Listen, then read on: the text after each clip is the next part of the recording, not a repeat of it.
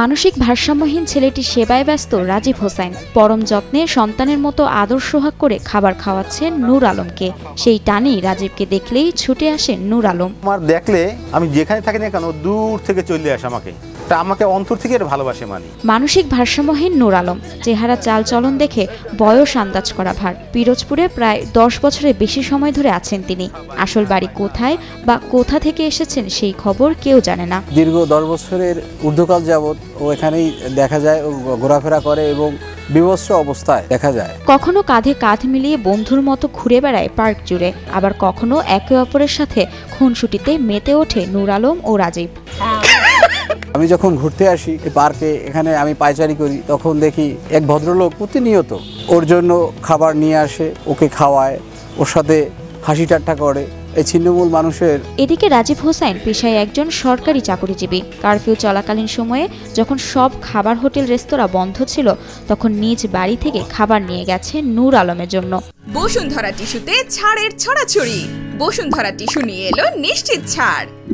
করোনাকালীন সময়েও এই ভদ্রলোক এই নূরে আলম নামে ছেলেটি পাশে এসে দাঁড়িয়েছে, তাকে বিভিন্ন সময় তার বস্ত্র দিয়ে এবং খাবার দিয়ে তাকে সহযোগিতা করছে। আমি সামর্থ্য অনুযায়ী নূরে আলমের জন্য একটা দোকান ঠিক করে দিছি। প্রতিদিন ওর একবেলা খাবার খাওয়ায় এবং আমি সকালবেলা এবং রাতে চেষ্টা করি মোটামুটি ওকে একটু খাবার ম্যানেজ করে দেওয়ার জন্য। নূর আলমের ভাত কাপড়ের দায়িত্ব যেন এখন রাজীবের। নূর আলমের সব ছোট বড় আবদার পূরণেও সদা প্রস্তুত থাকেন রাজীব। কোনো স্বার্থ ছাড়া প্রাণ উজাড় করে আদর স্নেহের জবাবও ভালোবাসা দিয়ে দেন মানসিক ভারসাম্যহীন নূরে আলম। খুব ভালো লাগে ওর জন্য কিছু করতে পারলে আমার। ওর ভালোবাসা একদম পিওর নিঃস্বার্থ একটা ভালোবাসা। ওর ভালোবাসাও আমি ভীষণ ভালো লাগে। রাজীব ছাড়াও এলাকাবাসীর সুনজর রয়েছে নূর আলমের ওপরে। সময় পেলেই তার সাথে গল্প গুজবে মাতেন অনেকে। যদি কেউ ভালোবাসা দেয়, ও সেই ভালোবাসা দেওয়ার চেষ্টা করে। যেমন আমার সাথে এই কিছুক্ষণ আগেও আমার সাথে কিভাবে একটু আদর যত্ন করলো, আমাকে ভালোবাসলো, আমি ওকে আদর করলাম। এই পাগলটা এখানে থাকে, অনেক মানুষ ভালোবাসে, খাবার এনে দেয়। যারা ভালোবাসে তাদেরকে ভালোবাসে। নূরে আলমের আচার স্বভাবের দিক তুলে ধরে রাজীব বলেন, যতদিন সম্ভব নূরে আলমের সেবা করে যাবেন তিনি। আমি ওর জন্য যথেষ্ট পরিমাণে চেষ্টা করছি এবং আল্লাহ তাআলা আমাকে যতদিন সম্ভব হয় আমি চেষ্টা করব। আমার যতটা সামর্থ্য আছে সবাই একটু হেল্প করা উচিত। ও তো কারো না কারো সন্তান, কারো না কারো ভাই। ও বেশ নরম স্বভাবে, কেউ কেউ কাছে জোর করে না। কেউ খাবার দিলে খায়, না দিলে খায় না।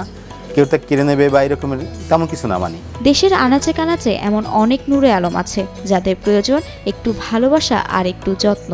তাই দেশের সর্বস্তরের মানুষকে এগিয়ে আসার আহ্বান জানান রাজীব হোসাইন। আমরা সমাজে যারা মোটামুটি আছি, এরা যদি একটু ওদেরকে একটু দেখাশোনা করি, অন্তত একটা মানুষকে যদি দেখাশোনা করি প্রত্যেকে, একটা মানুষ অন্তত সেফ হয়ে যায়। হেল্প করলে আল্লাহ তাআলা খুশি হয়, মানসিকভাবেও অনেকটা তৃপ্তি পাওয়া যায়। আর এদের ভালোবাসাটা একদম নিঃস্বার্থ ভালোবাসা।